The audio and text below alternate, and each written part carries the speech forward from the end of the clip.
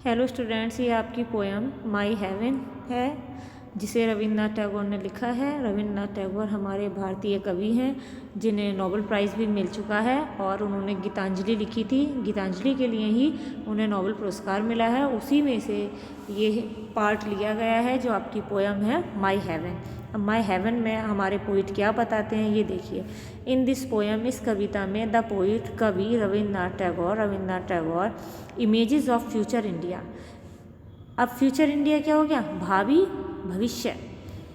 ठीक है, फ्यूचर होता है भावी यानी आने वाला। तो जो कवि हैं हमारे रविंद्रनाथ टैगोर, वो आने वाले भारत की तस्वीर बनाते हैं या सोचते हैं कि वो कैसा होना चाहिए। Which would be no less than heaven. अब वो कह रहे हैं ऐसी तस्वीर बना रहे हैं अपने मन में जो किसी स्वर्ग से कम ना हो। Where the people's mind would be free, जहाँ पर लोगों का दिमाग स्वतंत्र हो। किस चीज़ से स्वतंत्र हो? Fear and narrow mindedness. Fear होता है डर और नैरो माइंडेडनेस हो गया संकीर्णता, यानी नैरो होता है संकीर्ण और माइंडेडनेस हो गया मानसिकता।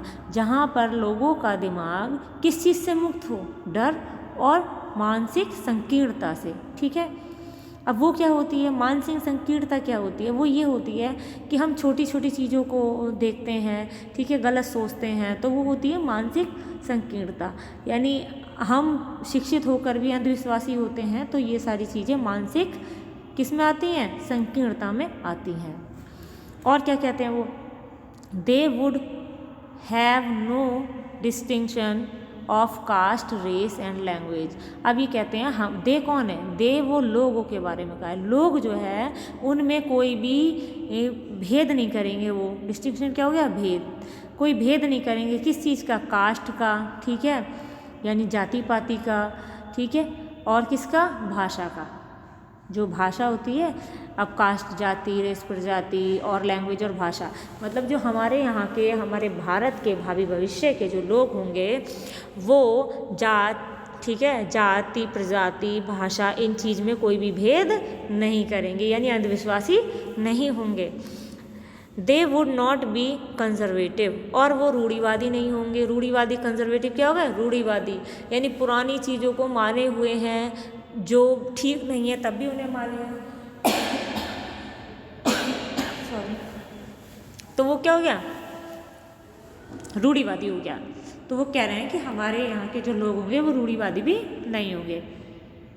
दे वुड शेयर नॉलेज, वो ज्ञान को शेयर करेंगे, मतलब बांटेंगे फ्रीली, स्वतंत्र रूप से, एंड यूज़ देयर रीजंस, और अपने तर्कों का प्रयोग करेंगे।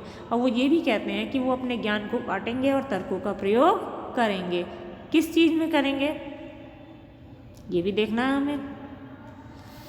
इन थिंकिंग, सोचने में, and bringing their thoughts into practice, और अपने विचारों को, थॉट्स क्या हो गए? विचारों को प्रैक्टिस में लाएंगे। यानी क्या है? वो अच्छी चीज़ों पर विचार करेंगे, फिर उस चीज़ को एक दूसरे से बांटेंगे यानी शेयर करेंगे, और फिर उसी चीज़ को लागू करेंगे।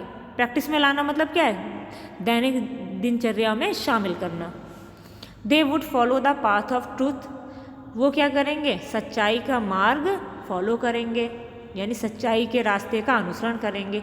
Under the guidance of God, ईश्वर के गाइडेंस में, यानी ईश्वर के पथ प्रदर्शन में। और वो लोग जो है हमारे भावी भविष्य के लोग ईश्वर के पथ प्रदर्शन में क्या करेंगे? सच्चाई के मार्ग का अनुसरण करेंगे। दस, इस प्रकार से his country will be heaven on earth, इस प्रकार से क्या होगा? उनका देश, ठीक है, इस पृथ्वी पर होते हुए भी स्वर्ग बन जाएगा। I hope you understand. इसके अलावा भी कोई प्रॉब्लम हो तो आप पूछ सकते हैं।